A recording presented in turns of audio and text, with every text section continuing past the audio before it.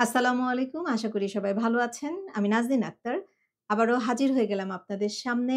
গত ২৪ ঘন্টায় বাংলাদেশ এবং বাংলাদেশের বাইরে সর্বশেষ খবর নিয়ে। আশা করি সাথেই পাবো। প্রথমেই যাচ্ছি বাংলাদেশের জাতীয় এবং রাজনীতি বিষয়ক কিছু খবর জানাতে। এমপিও ভুক্তির দাবিতে আন্দোলনরত শিক্ষকদের সাথে সংহতি জানালো বিএনপি, শহীদ মিনারে নেতারা। জুলাই যোদ্ধাদের সঙ্গে ঐক্যমত্য কমিশনের বৈঠক। জুলাই আন্দোলনের হত্যা মামলার বিচার দ্রুত বিচার ট্রাইব্যুনালে করার ঘোষণা। অতিরিক্ত প্রধান প্রকৌশলীকে পদায়নের প্রজ্ঞাপন ভুয়া, জানালো গৃহায়ন ও গণপূর্ত অধিদপ্তর। ১ সপ্তাহের মধ্যে বিমানবন্দরের গেট খুলে দেওয়া হবে। প্রবাসীদের পাসপোর্ট ফি কমানোর চিন্তা করছে সরকার। এবারে যাচ্ছি বাংলাদেশের অর্থনীতি এবং ব্যবসা বিষয়ক খবর জানাতে। দেশের স্বর্ণের দামে নতুন রেকর্ড। প্রতি ভরি ছাড়ালো ২,১৭,০০০ টাকা। জনতা ব্যাংক থেকে প্রায় ২৯৭ কোটি টাকার ঋণ জালিয়াতি ও আত্মসাতের মামলায় সাবেক গভর্নর ডক্টর আতিউর রহমান সহ ২৬ জনের বিরুদ্ধে দুদকের চার্জশিট। নতুন পে কমিশনের সর্বনিম্ন ২৫,০০০ ও সর্বোচ্চ ১,৫০,০০০ টাকা বেতনের প্রস্তাব। আনসার ভিডিপি ব্যাংকে ১,৪২,০০,০০০ টাকা দুর্নীতি, ম্যানেজার পলাতক। বরফপুকুরিয়া তাপবিদ্যুৎ কেন্দ্রের সব ইউনিট বন্ধ ঘোষণা। এবারে যাচ্ছি স্বাস্থ্য ও দুর্যোগ বিষয়ক কিছু খবর জানাতে। গত ২৪ ঘন্টায় ডেঙ্গুতে ৪ জনের মৃত্যু। হাসপাতালে ভর্তি ৯৪২ জন। চলতি বছরে মোট মৃতের সংখ্যা ২৪৯। শাহজালাল বিমানবন্দরের কার্গো ভিলেজের আগুনে প্রায় ২০০ কোটি টাকার ওষুধের কাঁচামাল পুড়ে গেছে। ওষুধ শিল্প সমিতি এটা বলছেন। এবারে যাচ্ছি আন্তর্জাতিক কিছু খবর নিয়ে আপনাদের সামনে জানাতে। প্রথমে যাচ্ছি মার্কিন যুক্তরাষ্ট্র বিষয়ক খবর।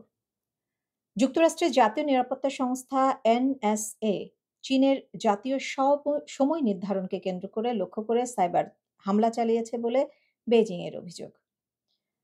কিং ট্রাম্প ভিডিওকে ঘিরে যুক্তরাষ্ট্রে নতুন করে রাজনৈতিক তোলপাড়। এবারে যাচ্ছি ভারত এবং পাকিস্তানের কিছু খবর জানাতে। নিজস্ব প্রযুক্তিতে হাইপারস্পেকট্রাল স্যাটেলাইট সফলভাবে উৎক্ষেপণ করল পাকিস্তান। ভারতকে কড়া হুমকি যুক্তরাষ্ট্রের সাবেক প্রেসিডেন্টের, দোটানায় মোদী সরকার। এবারে যাচ্ছি মধ্যপ্রাচ্য ও ইউক্রেন বিষয়ক কিছু সর্বশেষ খবর জানাতে। গাজায় যুদ্ধবিরতির মধ্যে ইসরায়েলের নির্বিচার হামলায় ৯৭ ফিলিস্তিনি নিহত, আঞ্চলিক শান্তি হুমকির মুখে ফেলছে ইসরায়েল, দাবি ইরানের মন্ত্রীর। যুদ্ধবিরতির মধ্যেও এবার গাজায় ইসরায়েলের ২ সেনা নিহত।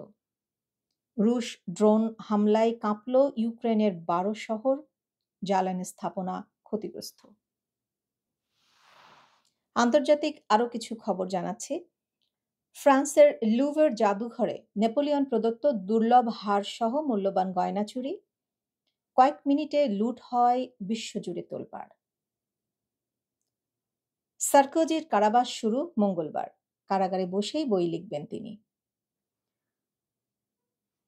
কৃত্রিম বুদ্ধিমত্তার কারণে নারীরা চাকরি হারানোর বেশি ঝুঁকিতে, জাতিসংঘের সতর্কতা। যাচ্ছি খেলার খবরে। মিরপুরের উইকেটের চেয়েও বাজে উইকেটের নাম জানালেন বাংলাদেশের কোচ।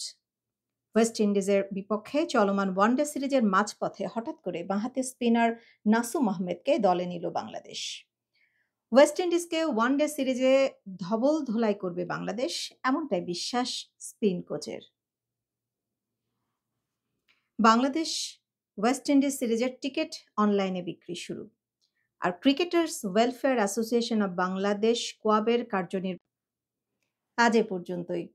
আগামীকাল আবারও ঠিক বাংলাদেশ সময় রাত ১০টা এবং ইউএসএর সময় দুপুর ১২টায় আবারও আমি হাজির হয়ে যাব নাজনীন আক্তার আপনাদের সামনে গত ২৪ ঘন্টার সর্বশেষ নিউজ আপডেট নিয়ে।